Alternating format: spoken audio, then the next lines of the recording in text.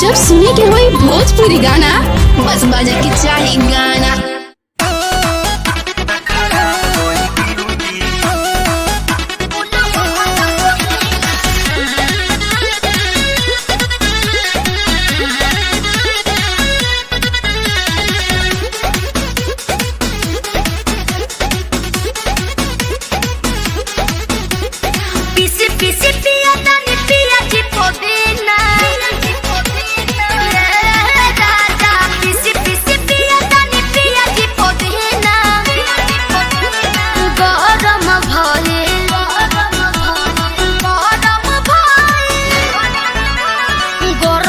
चोले पुल हो खता कहिना,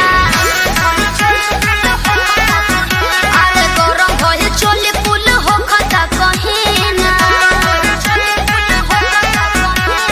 हम हुत घमवे में करतानी ड्यूटी, हम हुत घमवे में करतानी ड्यूटी।